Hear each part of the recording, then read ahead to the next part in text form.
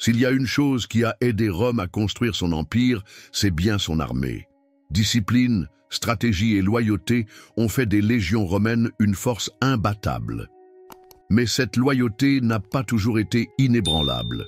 Au fil des siècles, les soldats romains eux-mêmes se sont retournés contre leurs généraux, se révoltant contre des dirigeants incompétents, des décisions politiques ou simplement pour exiger de meilleures conditions. Dans cette vidéo, nous allons nous remémorer les 7 plus grandes révoltes de soldats romains contre leurs commandants. Cette liste est présentée par ordre chronologique et n'inclut pas les révoltes de la garde prétorienne. Ici, nous nous concentrerons uniquement sur les légions de campagne, c'est-à-dire les soldats qui étaient en première ligne. Ainsi, commençons notre liste. En 7e position, la mutinerie de l'armée romaine en l'an 342 avant Jésus-Christ. Cette mutinerie s'est produite pendant la première guerre samnite, lorsqu'un groupe de soldats romains a été envoyé pour protéger la ville de Capoue contre les Samnites. Cependant, au lieu de remplir leur mission, les soldats ont commencé à apprécier la vie confortable dans la ville et ont alors conspiré pour s'en emparer. Le consul Caius Marcius Rutilus s'est rendu compte de ce qui se passait et pour éviter un affrontement direct, il a commencé à disperser discrètement les soldats, renvoyant certains chez eux et transférant d'autres vers différentes missions. Mais lorsque les soldats ont compris cette stratégie, ils ont paniqué, pensant qu'ils allaient être punis. Ils se sont alors révoltés, rassemblant environ 20 000 hommes, prenant même des prisonniers pour renforcer leur rang et choisissant un chef nommé Titus Fé, un ancien militaire patricien qui vivait isolé à la campagne. Ils ont ensuite marché vers Rome. En réponse, le Sénat romain a nommé Marcus Valerius Corvus comme dictateur pour résoudre la situation. Mais au lieu d'attaquer, Corvus a préféré négocier. Il a rappelé aux soldats leur victoire commune et leur a garanti qu'aucune sanction ne serait appliquée. Finalement, le Sénat a pardonné les mutins et annulé leurs dettes, permettant ainsi aux soldats de rentrer chez eux sans conflit. Cette révolte s'est donc terminée sans guerre civile ni effusion de sang. En 6e position, la mutinerie de la cavalerie de Galba en Hispanie. Le commandant Servilius Galba, qui deviendra plus tard un ancêtre de l'empereur Galba, a commis une grave erreur en voulant punir sa cavalerie. Il avait appris que les cavaliers s'étaient moqués de lui avec des plaisanteries grossières, ce qui a clairement blessé son orgueil. En réponse, Galba a décidé d'infliger une punition humiliante. Il a ordonné aux cavaliers de se rendre sur une colline infestée d'ennemis pour y ramasser du bois. Cette mission était non seulement dangereuse, mais aussi inutile, semblant être une simple humiliation publique. La réaction des soldats ne s'est pas fait attendre. Indignés par cet ordre injuste et risqué, de nombreux autres soldats se sont portés volontaires pour accompagner la cavalerie et assurer sa protection contre les ennemis. Ensemble, ils ont formé un groupe solidaire pour empêcher toute attaque tout en accomplissant la tâche. Ce geste de soutien mutuel a renforcé la solidarité entre les troupes, mais aussi leur colère contre Galba. À leur retour au camp, la révolte était évidente. Plutôt que de simplement obéir et oublier l'affaire, ils ont fait un geste clair de désobéissance. Ils ont empilé le bois récolté autour de la tente de Galba et, en signe de protestation, y ont mis le feu, brûlant ainsi la tente de leur commandant. En 5e position, la rébellion des soldats de Marius et la mort de Caius Marius. En l'an 86 avant Jésus-Christ, quelques jours après avoir pris son 7e consulat, Caius Marius est mort. Sa disparition a marqué le début du déclin du pouvoir de la faction des populaires à Rome.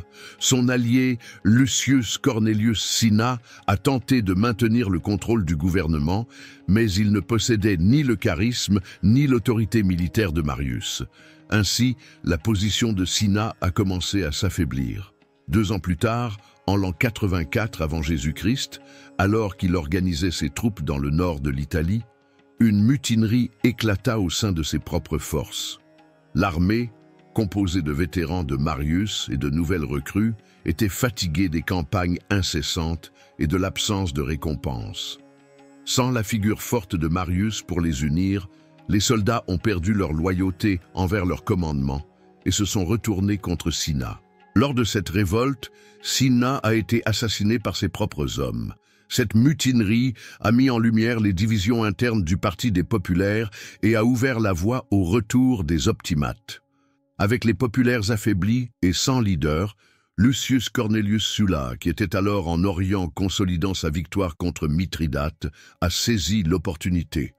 En l'an 83 avant Jésus-Christ, avec une armée expérimentée et déterminée, Sulla a marché sur Rome, désormais sans ses principaux opposants pour l'arrêter.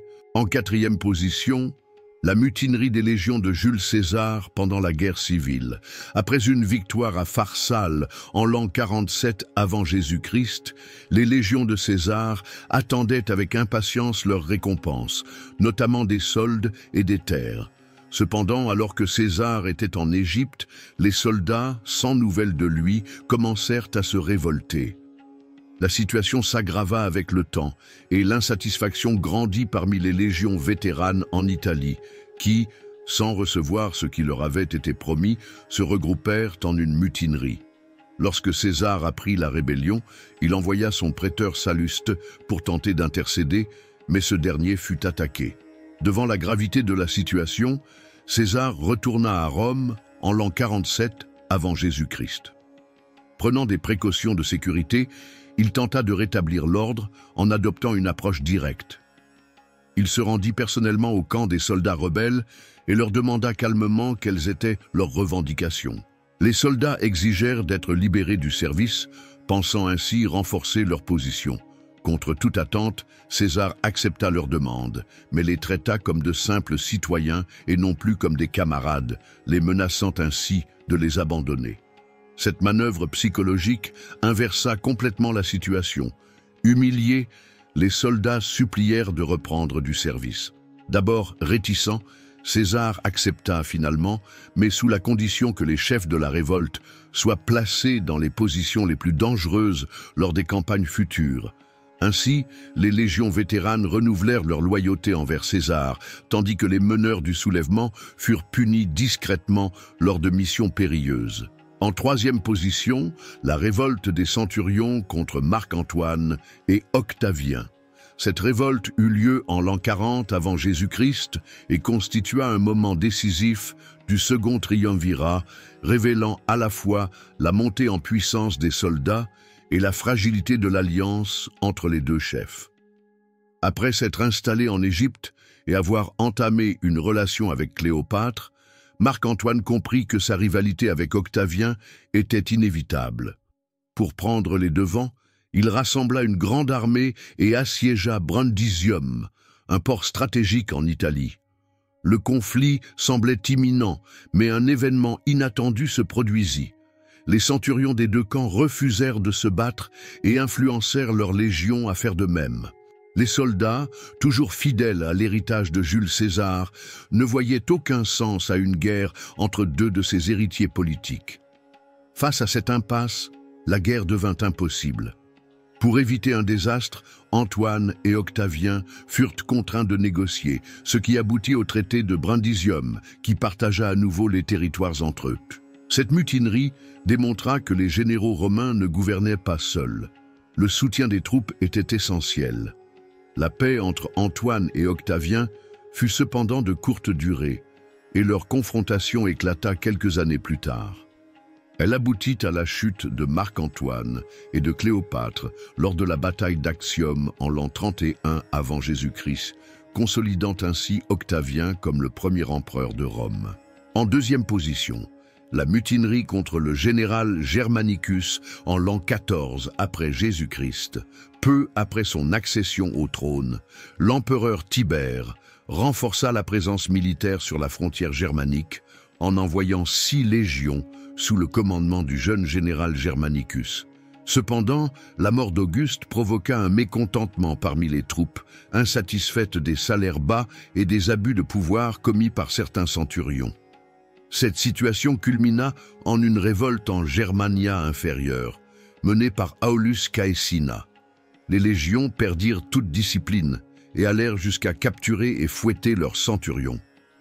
Appelé en urgence depuis la Gaule, Germanicus trouva une armée totalement en révolte. Les soldats exprimèrent leur frustration quant au délai de démobilisation et aux soldes insuffisantes, allant jusqu'à lui suggérer de se proclamer empereur. Dans une tentative désespérée d'apaiser la situation, Germanicus menaça de se donner la mort. Cependant, cela ne fit qu'aggraver la crise, certains soldats lui tendant même leurs épées pour qu'il accomplisse sa menace. Désemparé, il rédigea alors une fausse lettre au nom de Tibère, promettant que leurs revendications seraient satisfaites. Cette ruse apaisa temporairement les mutins. Toutefois, lorsque les émissaires de Tibère arrivèrent et découvrirent la supercherie, Germanicus craignit une nouvelle révolte. Dans un geste émotionnel, il demanda aux soldats de permettre à sa famille d'être évacuée du camp, ce qui les toucha profondément et les incita à se calmer. Germanicus profita ensuite de ce moment pour rétablir l'ordre, éliminant discrètement les meneurs du soulèvement et mettant en place quelques concessions, comme la libération des vétérans ayant terminé leur service. Pour renforcer la loyauté de ses troupes, il distribua même des primes aux légions qui n'avaient pas participé à la mutinerie. En première position, la rébellion des soldats de l'empereur Galba en l'an 68 après Jésus-Christ. En octobre de cette année, lorsque Galba arriva à Rome en tant que nouvel empereur, environ 5000 soldats d'une légion récemment formée par Néron vinrent à sa rencontre pour réclamer leur solde et leur reconnaissance officielle. Galba, connu pour sa rigidité et son avarice, refusa catégoriquement leur demande.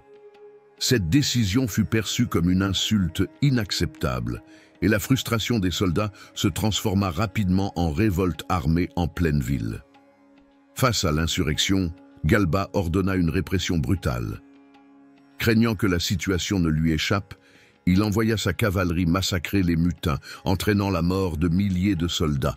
Les survivants furent emprisonnés et torturés, et la légion fut dissoute. Cependant, peu après, avec la rébellion de Julius Vindex en Gaule, Galba se rendit compte qu'il avait besoin de renforts. En décembre de l'an 68 après Jésus-Christ, il changea de stratégie et libéra les soldats survivants, leur accordant finalement leur solde et leur reconnaissance officielle.